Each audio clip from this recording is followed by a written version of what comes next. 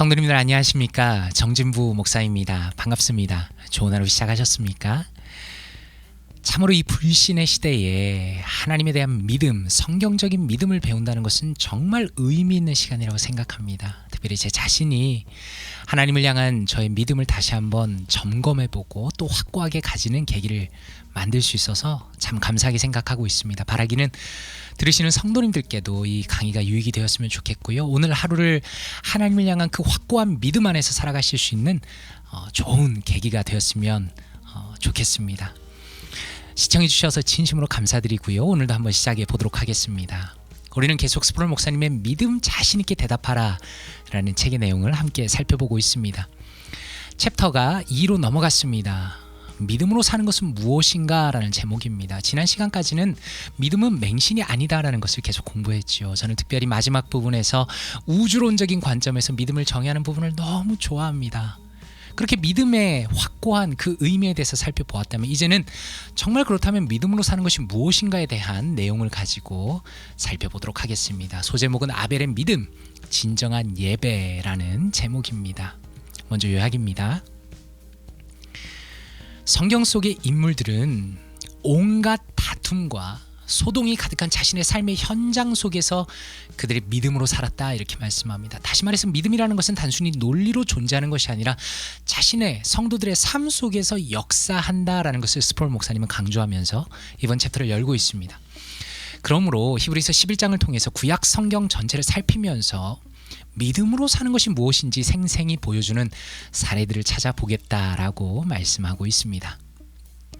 믿음의 명예의 전당의 첫 시작은 누구입니까? 신앙의 위인들 중에 가장 초창기 인물인 아벨입니다. 아벨을 통해서 우리가 알 수 있는 것은 믿음이라는 것은 성도가 하나님의 명령에 응답하면서 살아가도록 이끌어가는 중요한 수단이 된다라고 말씀하고 있습니다. 창세기를 보면 어떻습니까? 가인과 아벨 모두 하나님께 제사를 드렸죠. 하지만 하나님께서는 아벨의 제사를 받으시고 가인의 제사는 거부하셨습니다. 비록 아벨은 동물로, 가인은 땅의 소산으로 제사를 드렸죠. 그런데 하나님께서 희생 제물 때문에 가인의 제사를 거절하신 것은 아니다라고 말씀합니다. 오히려 아벨이 칭찬받는 이유는 무엇입니까? 믿음으로 제사를 드렸기 때문이다라고 스프롤 목사님이 설명합니다. 구약 성경 전체를 보면 하나님께서는 제단의 제물을 가져오는 사람의 마음을 보십니다. 성경을 관통하는 아주 중요한 맥락입니다. 하나님께서는 제단의 제물을 가져오는 사람의 마음을 보십니다. 그런데 안타깝게도 이스라엘 백성들은 형식적으로 제물을 바치는 위선적인 태도를 자주 보였다는 것입니다. 분명한 것은 하나님께서는 어떻습니까? 충실하지 않은 태도로 종교적인 의식만을 행하는 것을 정말 기뻐하지 않으십니다. 그런데도 그런 일들은 하나님의 백성 가운데 자주 일어났다라고 안타까워하며 스프롤 목사님이 설명합니다. 그런데 아벨은 어떻습니까? 제물을 드릴 때 감사와 찬양의 제사를 드렸다라고 성경을 풍성하게 해석합니다. 그는 하나님을 사랑하고 의지하며 복종하기 위해서 애썼다라고 말합니다. 그것이야말로 진정한 예배 행위였다라는 것입니다. 아벨과는 다르게 가인은 위선적인 태도로 제물을 드렸습니다. 그리고 그가 믿음이 없다는 것을 어떻게 보이게 되었습니까? 질투심으로 나중에 동생을 죽이게 되죠. 그래서 그의 실체가 드러나게 되었습니다. 가인은 하나님에 대한 믿음이 처음부터 없었다는 것을 스스로 드러낸 것이다 라고 통찰력 있게 지적하면서 내용을 마칩니다. 책 안의 한마디를 통해 이 내용을 조금 더 살펴보겠습니다. 스프롤 목사님은 믿음이 실제로 우리의 삶 가운데 역사하는 것이다라는 것을 설명하면서 단순히 성경의 이야기를 하는 것에 그치는 것이 아니라 이 내용이 현 시대를 살아가는 우리 크리스천들에게도 동일하게 적용되는 것임을 이렇게 말씀합니다. 하나님께서는 불충실한 태도로 종교의식만을 거행하는 것을 기뻐하지 않으신다. 그러나 그런 일은 언제든지 일어난다.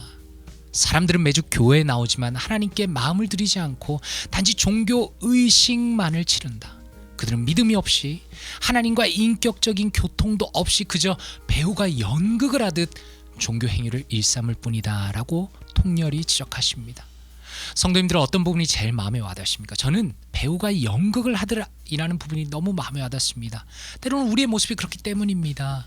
겉으로는 굉장히 번듯한 모습을 가지고 있지만 우리의 마음이 빠질 때가 얼마나 많습니까? 하나님께서는 그런 종교 행위를 전혀 기뻐하시지 않으신다라고 스프롤 목사님은 현 시대를 살아가는 우리 크리스천들을 향해서 통렬히 지적하고 계십니다. 그렇다면 말씀으로 바라보기를 통해서 이 내용을 조금 더 살펴보도록 하겠습니다. 창세기 4장 3절입니다. 세월이 지난 후에 가인은 땅의 소산으로 제물을 삼아 여호와께 드렸고 In the course of time, Cain brought some of the fruits of the soil as an offering to the Lord. 4절에서 5절입니다. 아벨은 자기도 양의 첫 새끼와 그 기름으로 드렸더니 여호와께서 아벨과 그의 제물은 받으셨으나 가인과 그의 제물은 받지 아니하신지라. But Abel brought fat portions from some of the firstborn of his flock.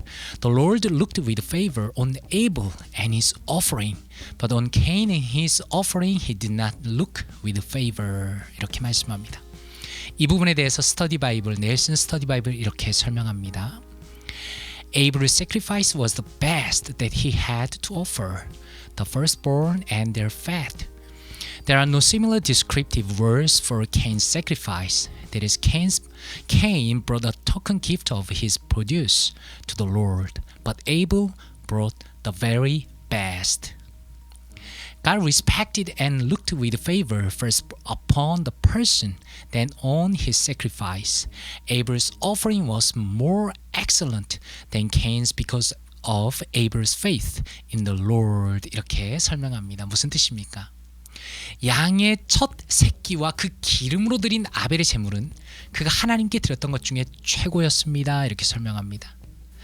스프롤 목사님께서 이 내용을 잘 설명하셨지만 사실 저나 이 넬슨 스터디 바이블이 조금 다르게 생각하는 부분은 단순히 마음만이 아니라 재물도 중요했다라는 것입니다. 물론 스프롤 목사님도 그렇게 생각하셨겠죠. 그런데 이 믿음이란 맥락 안에서 스프롤 목사님은 이 챕터에서는 마음에 대해서, 믿음에 대해서만 강조하시지만 사실 성경 본문 자체는 아벨이 드린 재물과 그 믿음이 동시에 강조점이 있다라고 생각할 수 있습니다.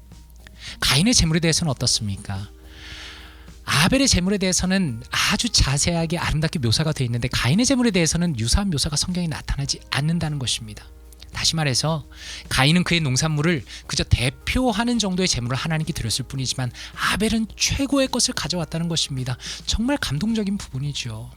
하나님께서는 그런 맥락에서 그 사람을 먼저 존중하십니다. 믿음을 보신다는 것이죠. 태도를 보신다는 것이죠. 그리고 호의를 베푸십니다. 그리고 그 다음으로 그의 재물을 받으셨습니다. 두 개를 같이 간다는 것입니다. 마음과 믿음과 재물이 같이 갑니다. 아벨의 제사는 가인의 것보다 더 훌륭한 것이었습니다. 결론적으로 말하면, 왜냐하면 그것은 여호와 하나님에 대한 아벨의 믿음 때문이었습니다 라고 탁월하게 설명하고 있음을 볼 수 있습니다. 그렇다면 이 내용을 가지고 RCB의 관점으로 한번 살펴보도록 하겠습니다. 믿음으로 산다는 것은 어떤 것입니까?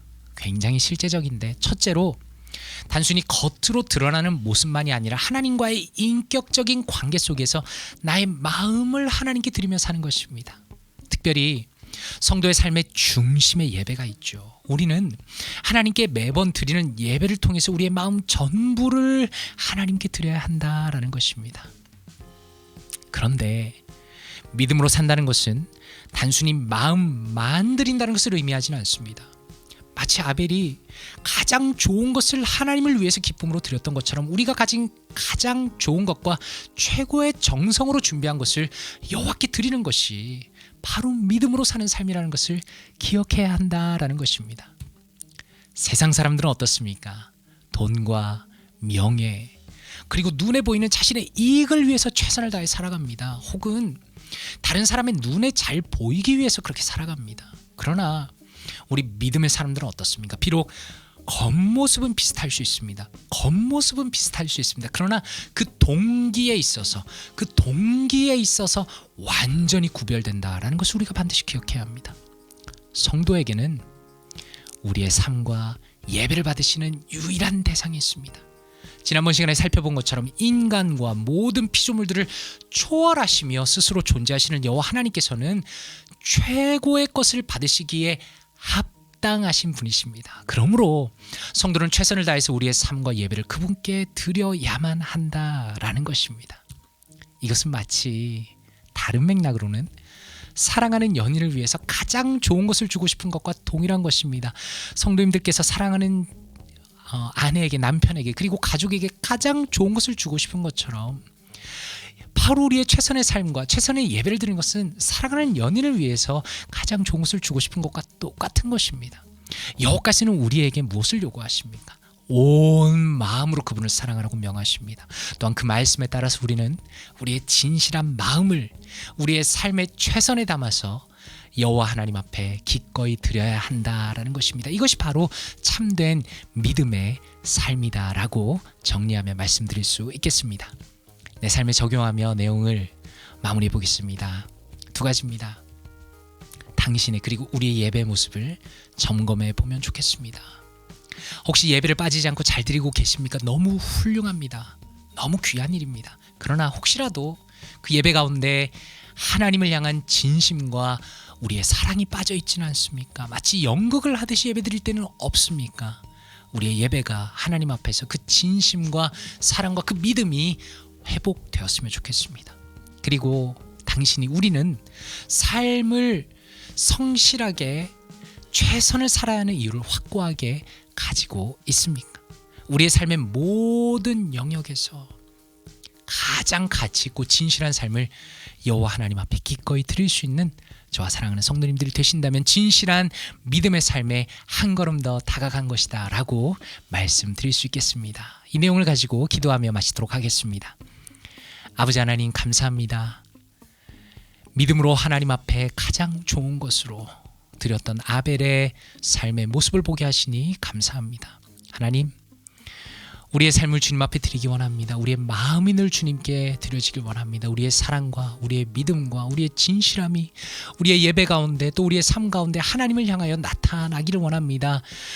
다른 사람들처럼 명예와 돈과 어떤 보이는 것을 위하여 살아가지 않도록 도와주시고, 절대자이시며 지존자이시며 우리의 아버지이시며 스스로 존재하시는 여호와 하나님을 위하여 우리의 삶 전부를, 우리의 예배를 기꺼이 드리는 우리가 될 수 있도록 도와주시옵소서.